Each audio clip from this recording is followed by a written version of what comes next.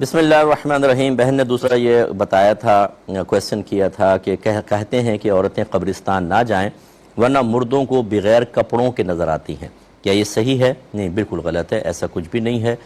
دیکھیں، ہزاروں لوگ ہیں شہدائے احد کے مزارات پہ حاضر ہوتے ہیں، اس میں جنت البقیع کے قبرستان میں حاضر ہوتے ہیں، اگرچہ عورتوں کو آگے جانے کی اجازت نہیں، لیکن بہرحال جب مردہ کیا صرف قبر کے پاس آئے گی تب عورت کو دیکھ سکے گا؟ اگر اتنی نگاہ ہے اس کی تیز، یا اس کو اللہ نے اتنی صلاحیت دے دی ہے کہ وہ قبر کی منو مٹی کے نیچے سے دیکھ سکتا ہے، تو پھر دیوار کے پیچھے سے بھی دیکھ سکتا ہے۔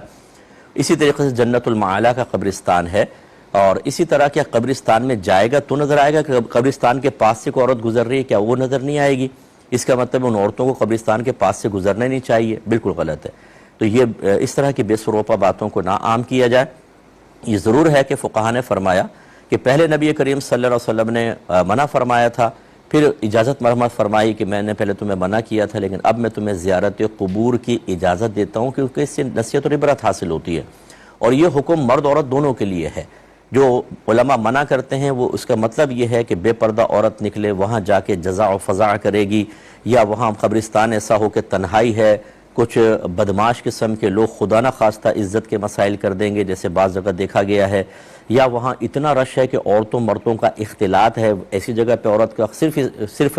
قبرستان میں قبر کی زیارت کے لیے یا ایصال ثواب کے لیے جانا منع کر دیا گیا۔ لیکن اگر تمام تر قیودات کے ساتھ کوئی خاتون جاتی ہیں، باپردہ ہیں، محرم کے ساتھ ہیں، مردوں عورتوں کا اختلاط نہیں ہے، تو بالکل وہ قبرستان جا سکتی ہیں آج کل کے دور میں، اور جا رہی ہیں، اور لاکھوں عورتیں جا رہی ہیں، اور جس طریقے سے نبی کریم صلی اللہ علیہ وسلم کے مزار اقدس پہ بھی تو عورتیں حاضر ہوتی ہیں، تو اسی طرح دیگر مزارات کے اوپر ان کا استثناء کرنا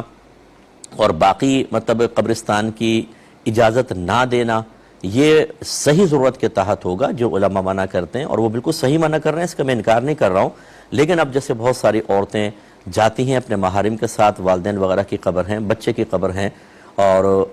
وہاں پہ ایسا مسئلہ بھی نہیں ہے تو وہاں جا سکتی ہیں، لیکن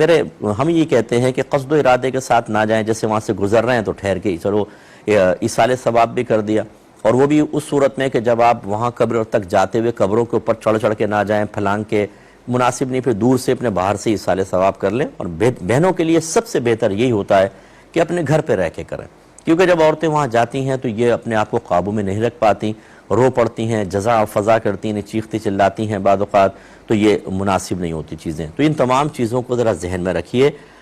ہر مسئلہ صرف ایک ہی پہلو نہیں رکھتا، کچھ اس کے پہلو جواز کے ہوتے ہیں، کچھ عدم جواز کے ہوتے ہیں۔ جو علماء مطلقاً یعنی وداؤٹ اینی کنڈیشن منع کرتے ہیں، ان کی نیت بھی اچھائی کی ہی ہوتی ہے، وہ اسی لیے منع کرتے ہیں کہ لوگ، ہم جب کوئی ٹرمز اینڈ کنڈیشنز بیان کرتے ہیں، لیمیٹیشنز بیان کرتے ہیں، لوگ وہ سب بھول جاتے ہیں۔ فلاں مفتی صاحب نے کہا تھا جائز ہے، اچھا کن شرائط کے ساتھ، ٹرمز اینڈ کنڈیشنز کیا تھیں وہ یاد نہیں رہی، فلاں نے کہا تھا جائز ہے، فلاں نے کہا ناجائز ہے۔ اس لیے بعد ہم سے لوگ پوچھتے ہیں، مفتی صاحب بس یہ بتا دیں،